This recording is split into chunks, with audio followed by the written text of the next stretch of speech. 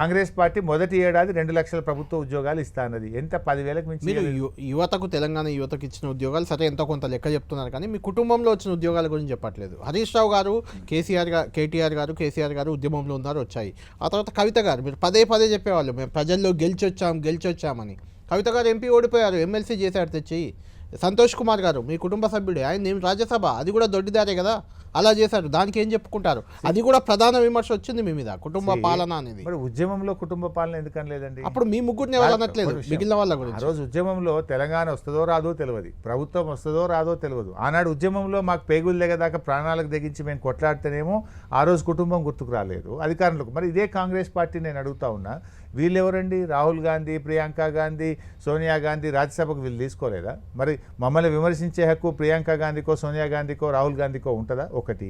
ఇవాళ ఈ రాష్ట్రంలో జరుగుతున్నది ఏంటి? కోమటిరెడ్డి బ్రదర్స్ ఉండొచ్చు, వివేక్ కుటుంబంలో 3 ఉండొచ్చు, ఉత్తమ్ కుమార్ రెడ్డి కుటుంబంలో 2 ఉండొచ్చు. ఇవాళ వీళ్ళు మమ్మల్ని విమర్శించే హక్కు ఎక్కడిదండి? సో ఏదైనా మేము ప్రజల నుంచి వచ్చినాం, ఉద్యమంలో నుంచి వచ్చినాం. ఆ రోజు రాష్ట్రం రానే రాదు, తెలంగాణ రానే రాదు, ఇది పాలపొంగు, ఇది నీటి బూడగా, ఇది అమాస పుట్టింది పుణ్యంకి పోతుంది, అసలు ఇది ఉండే పార్టీ కాదు అని మాట్లాడినారే.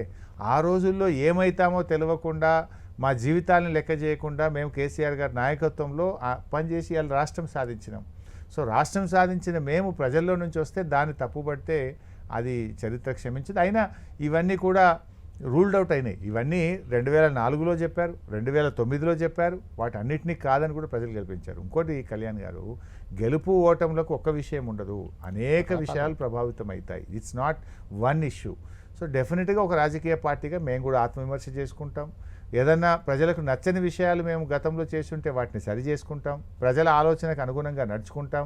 ప్రజలు కూడా కాంగ్రెస్ పార్టీ చేసిన కొంత దుష్ప్రచారాన్ని నమ్మొచ్చు. ఎందుకంటే ఒక సామెత ఉంటుంది, నిజం గడప దాటక ముందే అబద్ధం ఊరంతా చుట్టొస్తుందట. అట్లే కాంగ్రెస్ కూడా మా మీద దుష్ప్రచారాలు చేసింది. ఇవాళ వాస్తవాలు ప్రజలకు నెమ్మదిగా ఏడాదిన్నర్థం తర్వాత అర్థమవుతున్నాయి. అనేక ఆశలు చూపారు, 420 హామీలు ఇచ్చారు, ఏది కూడా అమలవుతున్న పరిస్థితి లేదు.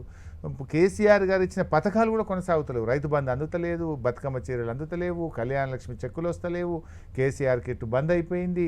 ఇట్లా అనేక కార్యక్రమాలు ఇలా చేపల పంపిణీ జరగడం లేదు. ఇలా అనేక విషయాల్లో కాంగ్రెస్ వెనకడుగు వేసింది. సో పీపుల్ ఆర్ రియలైజింగ్, అరే కేసీఆరే బాగుండే, బీఆర్ఎస్ పార్టీయే బాగుండని ఇలా ప్రజలు ఆలోచిస్తున్నారు.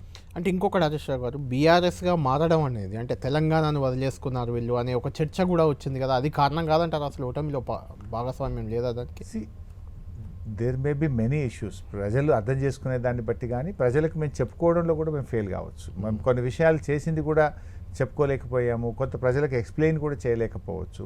సో డెఫినెట్గా మా తప్పులను రెక్టిఫై చేసుకుంటాం. నిజంగా కేసీఆర్ గారు ఆ రోజు చెప్పింది నిజమైంది. దేశంలో బీజేపీ మళ్ళీ గెలవదు, సంకీర్ణ యుగం వస్తుంది, మన చేతిలో 20-30 ఎంపీలు ఉంటే దేశ రాజకీయాలను శాసించవచ్చు, తెలంగాణకు మేలు జరుగుతుంది, నిధుల వరద వస్తుంది అని ఆ రోజు చెప్పిండు. నిజంగా ఈరోజు అదే జరుగుతుంది కదా.